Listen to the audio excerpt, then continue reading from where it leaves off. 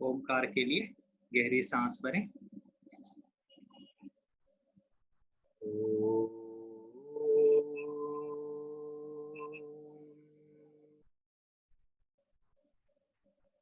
सांस भरें।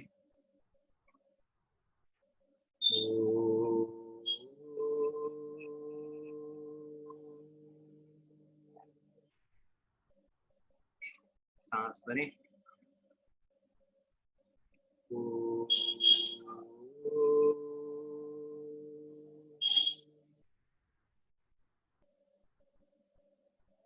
अखण्डमण्डलाकारम्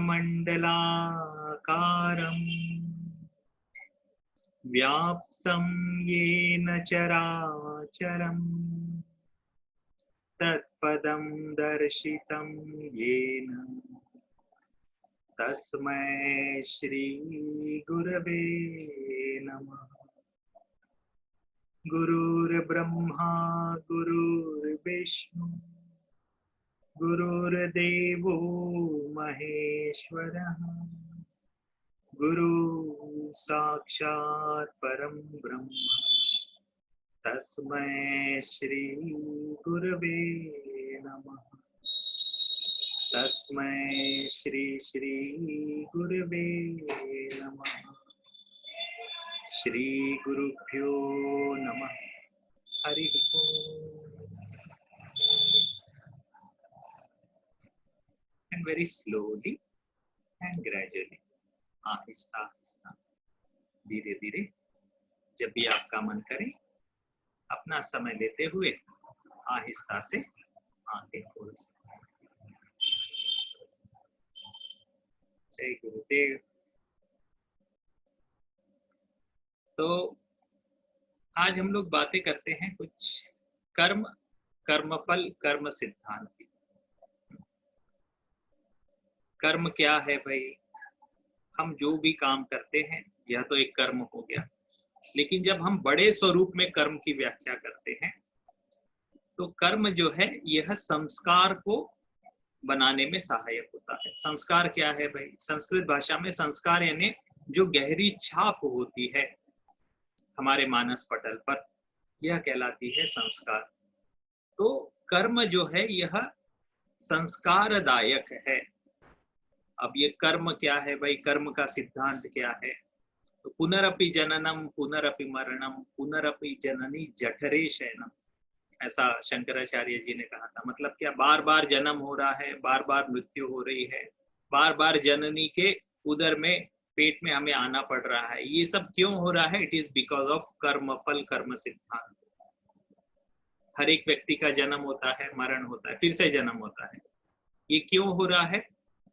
ये कर्म के सिद्धांत के आधार पर हर एक व्यक्ति का जन्म होता है। हमने जितने भी कर्म एक्यूमुलेट किए हुए हैं वो सारे के सारे कर्म जो है इकट्ठा करने के बाद में उस कर्म से संबंधित फल भी हमारे साथ में जुड़ जाता है।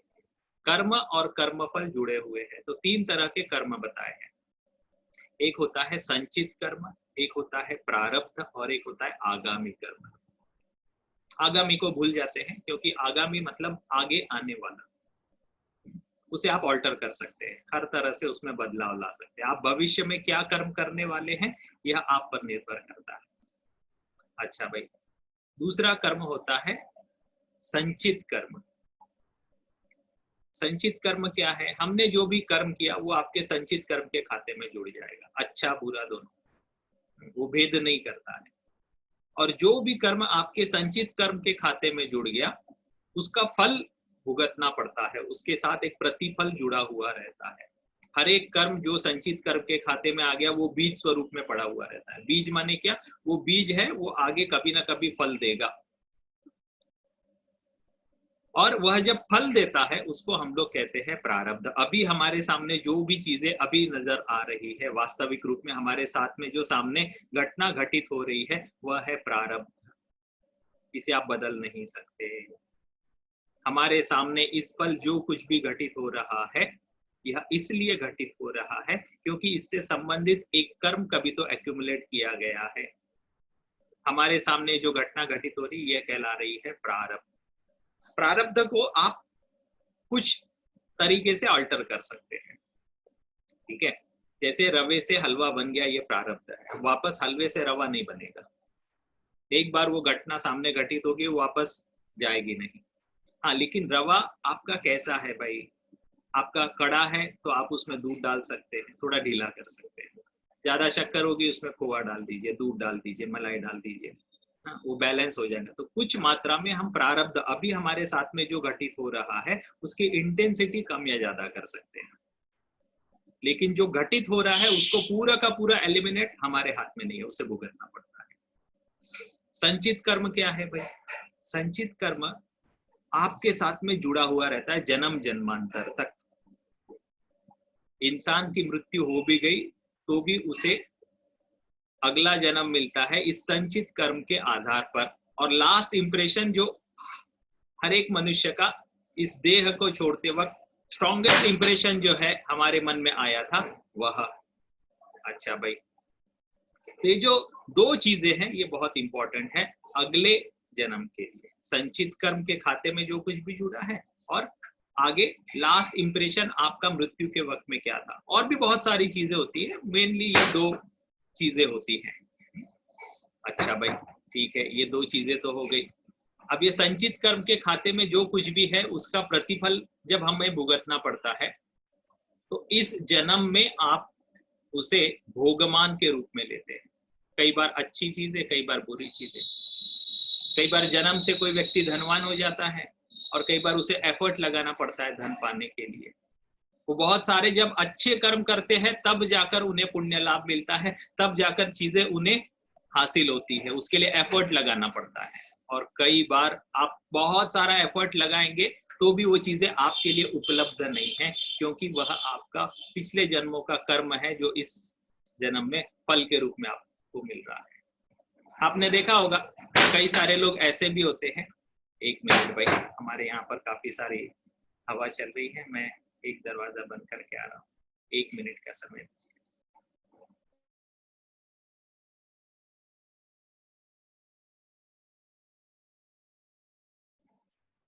ओके, तो जैसे अभी हम यहाँ पर बैठे हैं और अभी बहुत सारी हवा चल रही है और काफी दरवाजे खटखटा रहे हैं, अभी डिस्टरबेंस आ गया।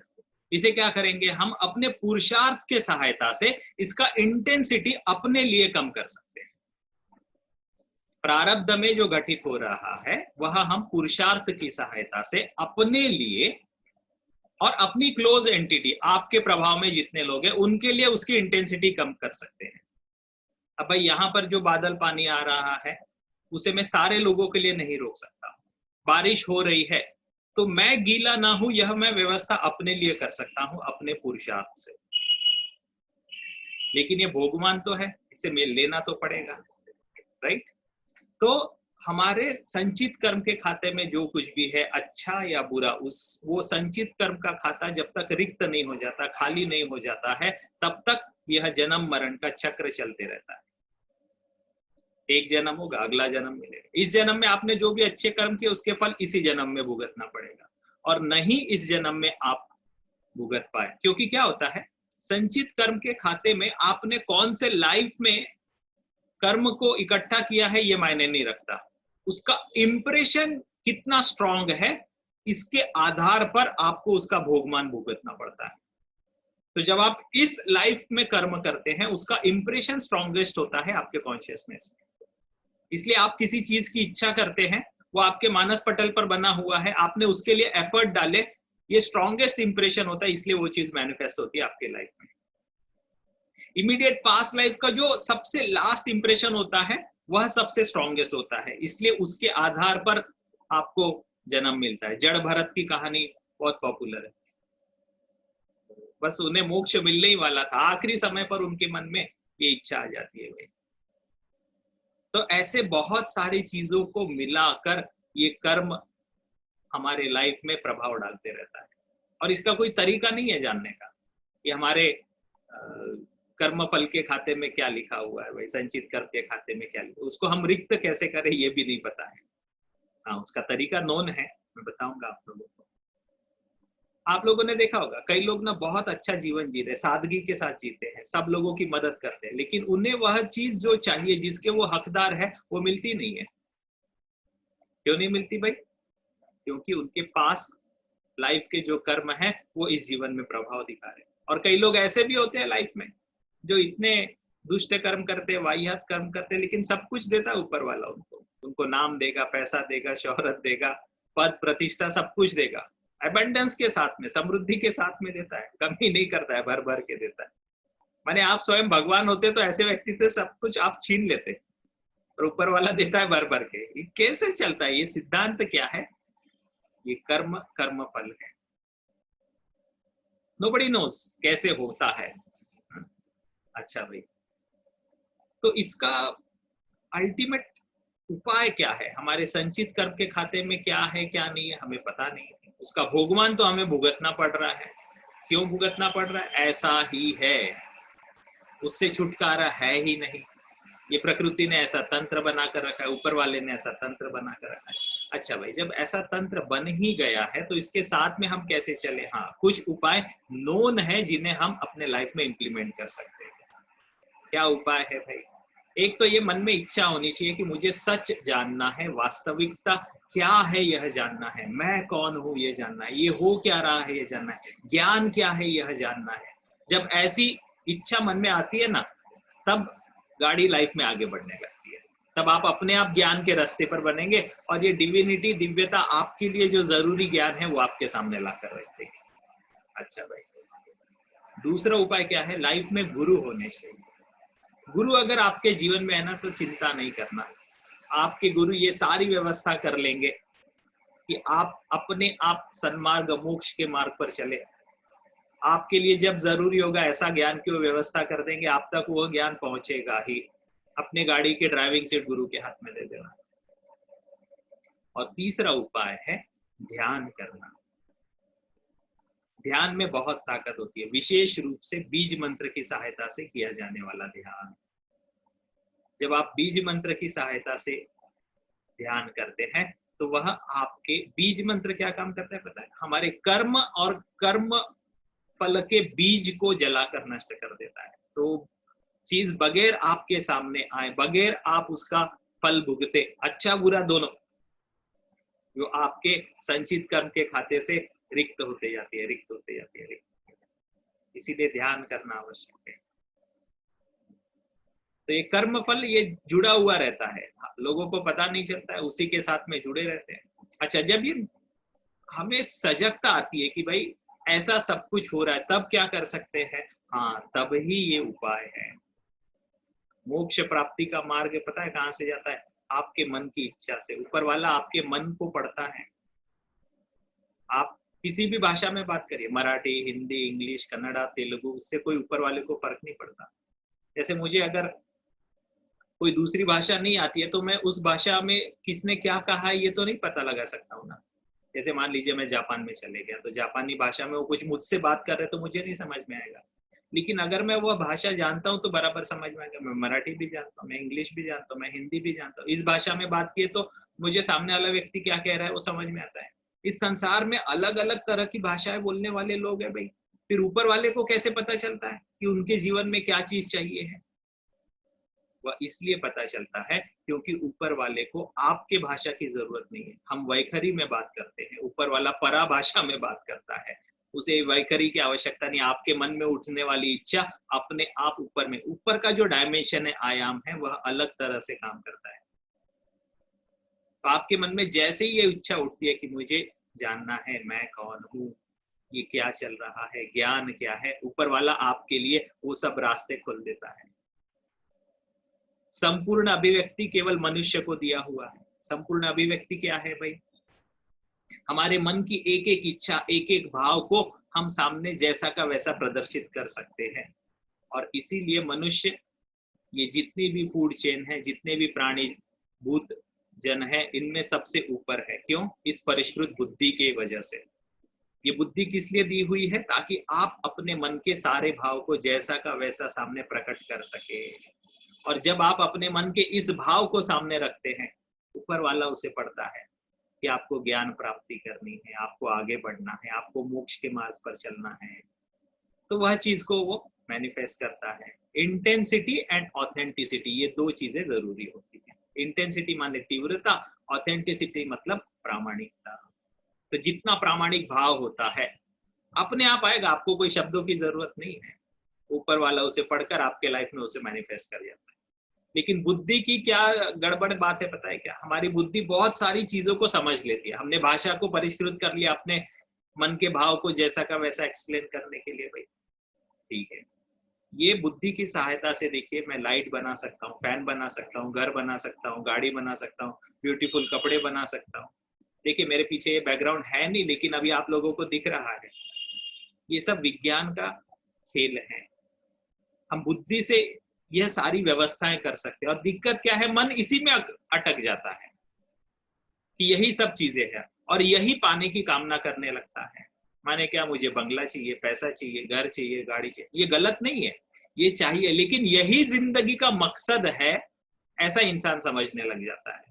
तो सारी जिंदगी इंसान पैसे कमाने के पीछे भाग रहा है। एक घर बन गया, अभी दूसरा घर बनेगा, दूसरा घर बन गया, तीसरा बार, और ये चक्कर में हम कर्म इकट्ठा करने लगते हैं। पैसा कमाना है, एक नंबर से भी कमाएंगे, दो नंबर से भी कमाएंगे। किसी का दिल दुखा दिया आपने, किसी के साथ में चीटिंग कर दिया, उसका कर्म जुड़ गया, अब उसका प्रतिफल भुगतो भाई। इस जीवन में भुगतो, नहीं भुगत पाए तो अगला जन्म। तो इस चक्कर में और एक लाइफ जुड़ गई, और एक लाइफ जुड़ गई, और एक लाइफ करते जाओ भाई आप ऐसे सब। हाँ, तो इसे हम कैसे ठीक कर सकते हैं? कुछ अपने हाथ में है, कुछ गुरु के हाथ में छोड़ देना। तो हमारे पास क्या है? ध्यान करना। जितने भी लोगों ने सहज ध्यान सीखा हुआ है, रोज सहज ध्यान करिए करिए करिए, अभी बता रहा हूँ। अच्छा भाई, सहज ध्यान नहीं सीखा, कोई बात नहीं, कोई तो ध्यान जरूर से करिए। जब आप ध्यान करते हैं तो क्या होता है, आप उस डिविनिटी के साथ में, प्रकृति के साथ में कनेक्ट हो जाते हैं। फिर आपके लिए क्या जरूरी है, क्या सही है, यह उन्हें पता लगने लगता है। और फिर तब वो प्रकृति आपके लिए उन सारी चीजों को आपके जीवन में साकार करती है। तो ये है कर्म सिद्धांत। Got it? ओके।